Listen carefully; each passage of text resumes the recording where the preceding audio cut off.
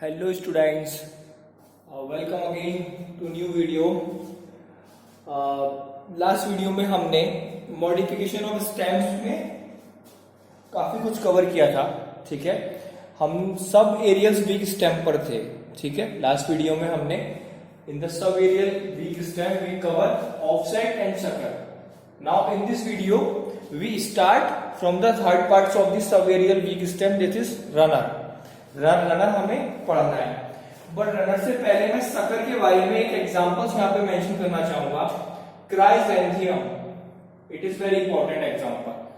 शकर का जो मैंने बताया था आपको, जिसमें एग्जांपल्स मैंने बनाना के, पाइनएप्पल्स के भी दिए थे, उसमें एक एग्जांपल ये भी एड ऑन करना है, क्राइसैंथियम. ओके, ये इंपॉर्टेंट है.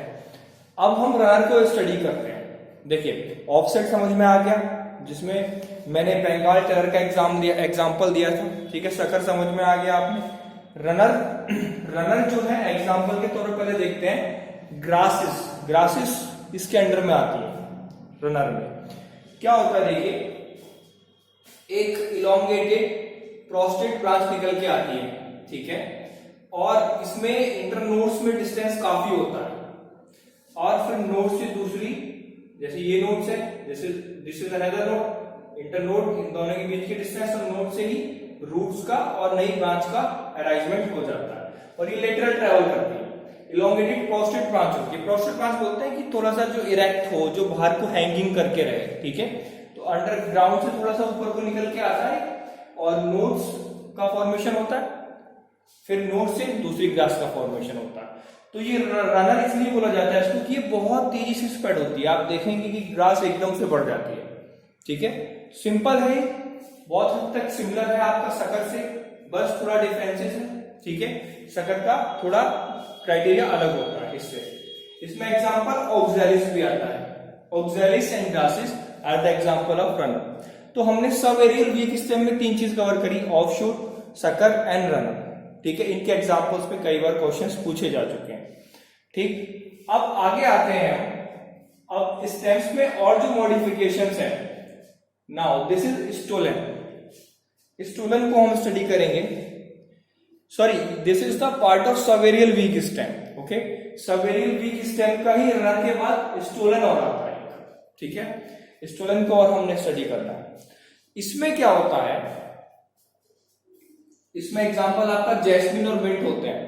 ठीक है, इसमें क्या देखा गया है कि एक ब्रांच निकल के आएगी, पतली सी ब्रांच, स्लेंडर ब्रांच निकल के आती है. ठीक है, और वो पहले अंडरग्राउंड से निकल के आती है, नीचे से मेन एक्सिस से, फिर ऊपर जाती है, फिर थोड़ा सा एरियल में ट्रेवल करती है.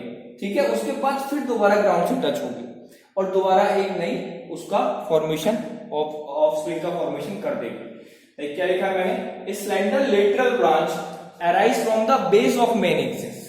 ये मेन एक्सिस है, इसके बेस से अराइज होगी lateral branch. After growing aerially for some time arch downward to touch the ground.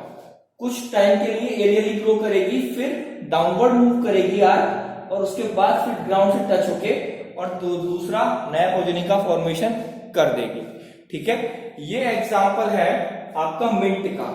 ठीक है, मिंट एंड जैस्मिन में आपको इस तरह का देखने को मिलता है. इसे बोलते हैं स्टोलन. ठीक, तो वेरी इंपॉर्टेंट है, यहाँ पे मैंने लिखा भी है, इस पोर्शन को स्टोलन बोला जाएगा. ठीक है, stolon. So subaerial weak stem में आपके चार कवर हुए, offshoot, sucker, runner and stolon. इन चारों का में डिफरेंसेस और चारों के एग्जांपल्स इंपॉर्टेंट है.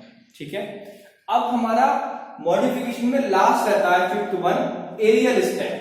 हमने अंडरग्राउंड स्टेम में देखा, सब एरियल वीक स्टेम्स में हमने देख लिया.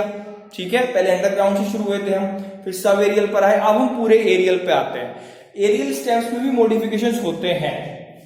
देखिए, जो कुछ एरिड रीजन्स होते हैं, एरिड रीजन मतलब जहां पे पानी की रिक्वायरमेंट नहीं, कम होती है, यहाँ पे फुलफिल नहीं हो पाती रिक्वायरमेंट, जहां पे पानी की अवेलेबिलिटी कम होती है, like going to the xeric conditions, going to the desertic conditions. ठीक है, वहां पे क्या होता है, कुछ स्टेम्स अपने आप को मॉडिफाई करते हैं और एक फ्लैटेंड और फ्लैशी सिलेंड्रिकल स्ट्रक्चर में कन्वर्ट होते हैं.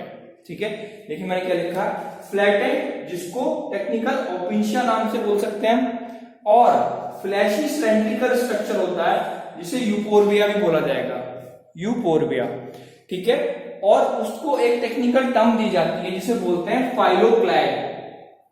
वेरी इंपॉर्टेंट, इस पे क्वेश्चन आया ही आया है, हर बार ज्यादातर क्वेश्चन पूछ लिया जाता है। क्या है फाइलोक्लैड, PHYLLOCLAD, फाइलोक्लैड, ठीक है। ये एक ग्रीन तरह का स्टेम का मॉडिफिकेशन हो जाता है और स्टेम बिल्कुल ग्रीन हो जाती है, ठीक है। थोड़ी फ्लैशी होती है, ठीक, फ्लैट होती है और इसमें फोटोसिंथेटिक पिगमेंट्स पाए जाते हैं और ये फोटोसिंथेसिस करती है, ठीक है। मैंने देखा यहाँ पे ग्रीन कलर डू फोटोसिंथेसिस, और इसमें इसकी ग्रीन होने की वजह से फोटोसिंथेसिस होगी, फोटोसिंथेटिक पिगमेंट इसमें होते हैं और ये बहुत अच्छा डिवीजन भी करती है, मतलब इसकी ग्रोथ एकदम से स्टॉप नहीं होती, काफी बहुत अच्छे से मल्टीप्लाई करती है, ठीक है। तो ये इंपॉर्टेंट पॉइंट है इसमें ध्यान रखने वाले। It is the modification of aerial stem, इसे फाइलोक्लैड बोलते हैं, ठीक। ज्यादातर ऐसी कंडीशंस में पाया जाता है जहां पे पानी की अवेलेबिलिटी थोड़ी कम होती है, ठीक। और it is a fleshy cylindrical structure, flattened, which is called opuntia, और fleshy cylindrical structure which is called euphorbia, ठीक है। तो यहाँ पे हमारे मॉडिफिकेशंस ऑफ स्टेम्स फिनिश होते हैं, ठीक है। मॉडिफिकेशन स्टेम यहाँ पे खत्म होते हैं। अभी पूरी तरह से फिनिश करने से पहले मैं एक चीज और नोट कराना चाहूंगा।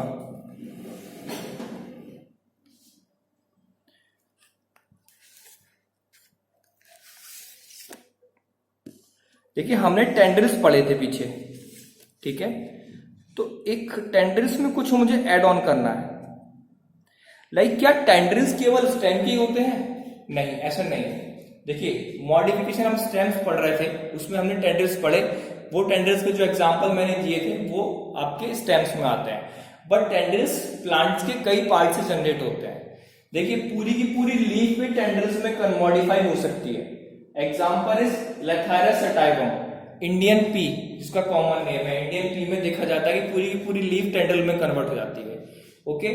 आपकी लीफ फ्लैग भी टेंड्रिल में कन्वर्ट हो सकती है। एग्जाम्पल पाइसम, पाइसम सटाइवम मतलब कॉमन पी, ग्रीन पी जो हम खाते हैं, ठीक है, उसमें लीफ फ्लैग कन्वर्ट हो जाती है टेंड्रिल्स में। पिटियोल्स, पिटियोल्स क्या होता है?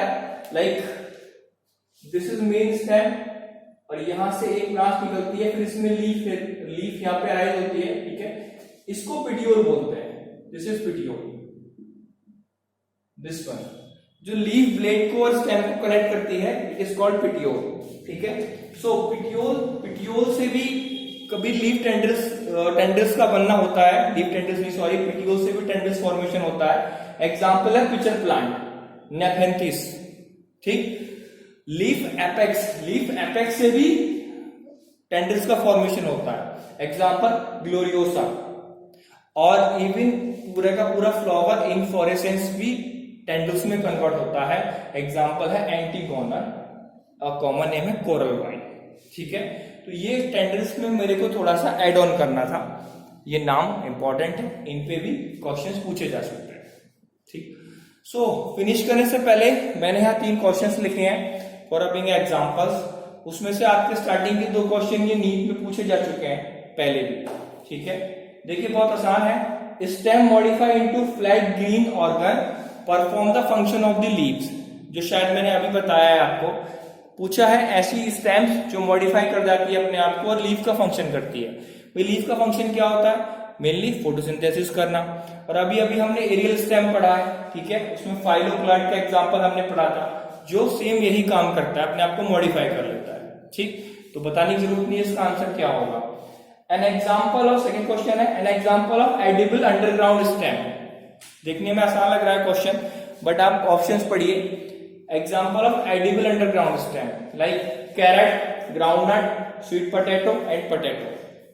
इस पे थोड़ा सा देखना क्या इसका आंसर होगा, please message me and comment. Third question, which is not a modification of a stem. इनमें से कौन सा मॉडिफिकेशन नहीं है स्टेम का?